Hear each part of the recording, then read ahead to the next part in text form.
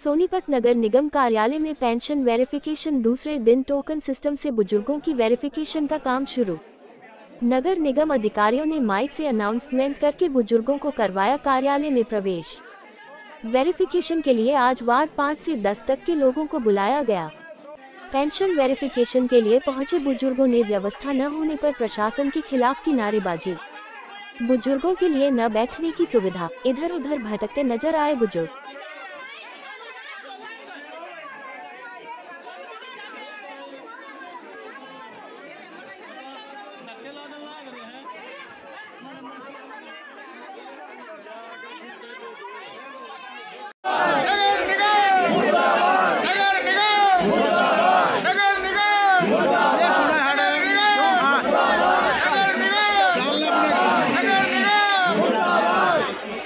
आज बहुत ही है, क्या परेशानी आ रही है लोगों को? प्रवीण सैनी, हाँ जी, पार्षद प्रतिनिधि रेणु प्रवीण सैनी, वार्ड नंबर 6। हाँ जी सर, ये आज जो कैंप लगवाया गया है ये नगर निगम या समाज कल्याण विभाग द्वारा ये 6 से 10 वार्ड का कैंप लगवाया था। ठीक है। जबकि यहाँ मेरे गांव वाले जैसे 4-5 गांव हैं, फाजलपुर, गढ़, शाहपुर, रेवली, आर के कॉलोनी। हाँ जी। तो मैंने इनको रिक्वेस्ट करी थी, सर ये कैंप ना गांव के हिसाब से करवा दो, क्योंकि 2-2, 3-3 किलोमीटर पर गांव पड़ते हैं ये। हाँ जी। तो इन पे लोग ना एक दूसरे गांव में भी पहुंच नहीं पाते, यहाँ तो बुजुर्ग कैसे आएंगे। तो आज जैसे यहाँ पता लग गया तो हमारे जो गांव के व्यक्ति आए उनको ना तो टोकन मिला है, और टोकन की व्यवस्था ऐसी है कि एक मैडम है आशा रानी, वो अपने जानकारों को टोकन बांट रही है, यानी कि उसमें भी धांधलेबाजी हो रही है। अब मेरे ग्रामवासियों की, वार्ड 6 वासियों की मेरे से अनुरोध है कि वहाँ पे कैंप लगवाया जाए गांव के हिसाब से। अपना रायपुर है तो, क्योंकि ये निगम से भी बहुत दूर पड़ते और गांव का इलाका है, बुजुर्ग व्यक्ति है, 80-80 साल के आदमी है जी वहाँ पे, और बुजुर्ग है, कैसे आए वहाँ पे? हमारे पास कंप्लेंट सुबह से हो रही है जी आप गाँव में कैंप लगवाओ, यहाँ हम नहीं आ सकते।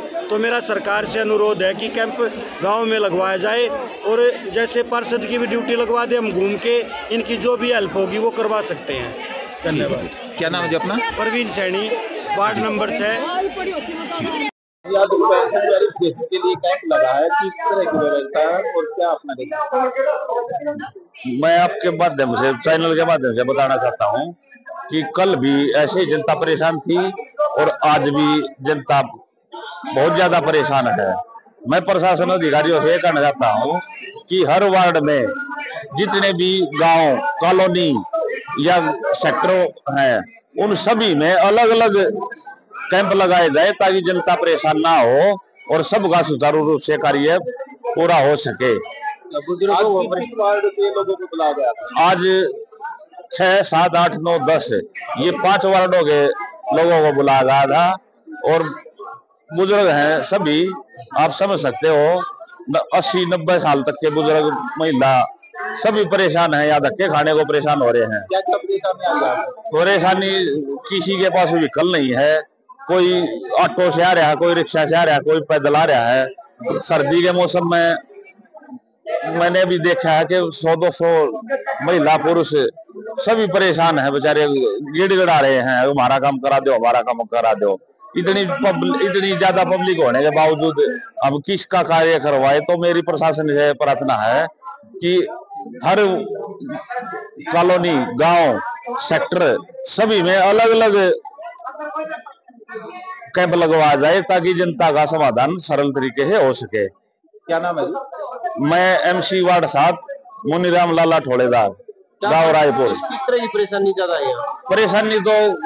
परेशानी ये है, बुजुर्ग है, किसी के पास जिसकी विडो पेंशन है उनके डेथ सर्टिफिकेट गुम हो रहे हैं, किसी का वोट कार्ड गुम हो रहा है, किसी का जन्म प्रमाण पत्र गुम हो रहा है। तो ऐसे परेशानियां बहुत आ रही है हमारे सोनीपत। रानी जी, क्या परेशानी है आपको बुजुर्ग में? तो टोकन ना मिला, 6 बजे तो खड़े हैं, अब अपने आने दे हैं। किस लिए आए थे यहाँ? ये कागज ले रहे पेंशन के। अच्छा, तो क्या क्या परेशानी, क्या मानते हो? वे नंबर ना देते तो क्या चाहते हो? अब अपने आने देना, हमने नंबर तो जो आयो काम तो खड़े गाँव में जाने चाहिए बेटा। बुजुर्ग आदमी हो तो परेशान ताई दुखी हो रहे बेटे, ना पानी ना कुछ नहीं हमने।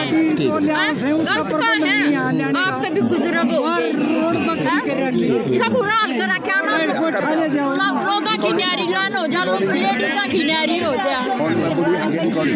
उनकी सुविधा नहीं है, पानी का भी इंतजाम को ना बेटे मरेंगे। पानी की भी सुविधा बताइए, पानी की भी सुविधा फाजलपुर है। नाम है जी आपका? राज सिंह। क्या करने आए थे, क्या परेशानी, क्या चाहते हो? परेशानी ये है कि यहाँ आईडी का वो कराने के लिए आए थे और इतनी भीड़ है, ना टोकन मिल रहा है किसी को, जबकि गांव में हमने पता करा है सिर्फ एक आधार कार्ड है, सरपंच जाता है उधर ही जाके लो आकर के 2 मिनट भी नहीं लगाते, सभी को वापस करते हैं। लेकिन यहाँ 4-4 तो आईडी मांग रहे हैं,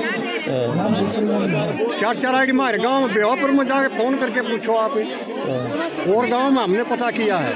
और ये सिर्फ सोनीपत हो रहा है, पानीपत डिस्ट्रिक्ट में किसी गांव में नहीं, ना पानीपत शहर में है ये। तो क्या समाधान होना चाहिए? क्या समाधान तो जो है सरकार ने सोचना चाहिए। भी इतने बुजुर्ग आदमी, इतनी परेशानी होती है, घर बैठे करवाना चाहिए गाँव में भी। अंकल जी क्या नाम है? क्या नाम आपका?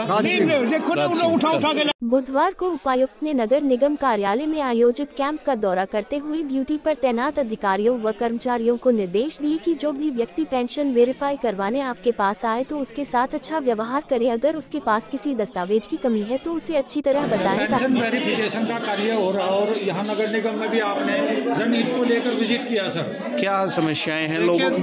एक माननीय हाईकोर्ट में 9324 नंबर CWP है, सिविल रिट पिटीशन है 2018 की।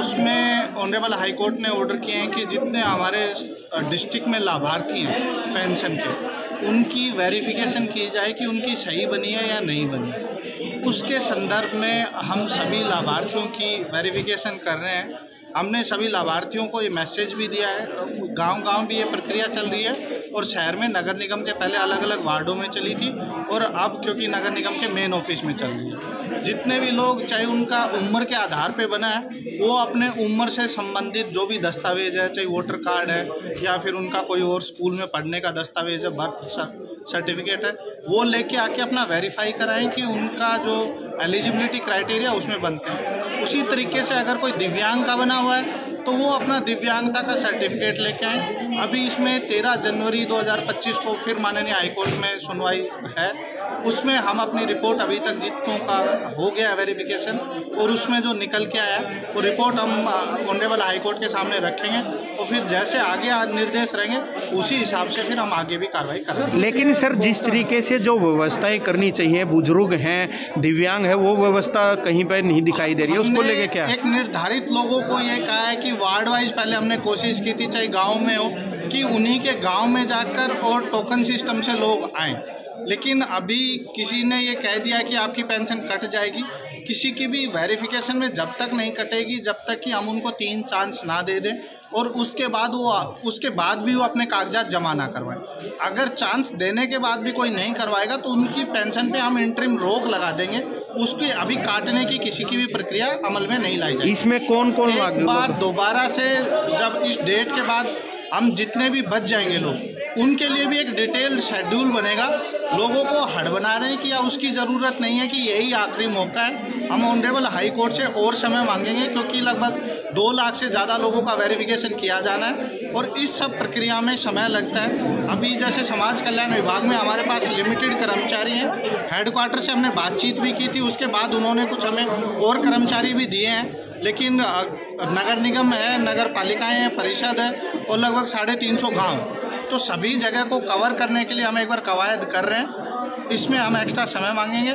हड़बड़ाने की ज़रूरत नहीं है, लेकिन जब किसी के वार्ड में मोहल्ले में कैंप लगे तो आकर अपना वेरीफाई जरूर करें। इसमें कौन कौन लोग शामिल है, कौन लाभार्थी हैं? जितने भी समाज कल्याण विभाग से लोग पेंशन प्राप्त कर रहे हैं, जिनमें वरिष्ठ नागरिकजन है, दिव्यांगजन है, विधवा महिलाएं हैं और उसके अतिरिक्त जो बच्चे हैं छोटे, उनका है। विधवा को लेकर अगर बातचीत कई लोगों की ये भी कहना कि उनकी ये पेंशन कट गई है, लेकिन सर जो विधवा है तो उसका पेंशन काटने का क्या प्रक्रिया है जी, क्या आगे? विधवा औरतें हैं उनमें से या तो वो अपना सर्टिफिकेट ये जमा करवाएं कि भाई वो विधवा है, उन्होंने रीमैरिज नहीं की है या उनके खिलाफ ये शिकायत नहीं है कि उन्होंने दोबारा शादी कर ली, तो अगर उनका परिवार पहचान पत्र में विडो है या उनका किसी ने लिख के दिया है तो वो उसके आधार पे उनकी पेंशन बनी रहे। ठीक है।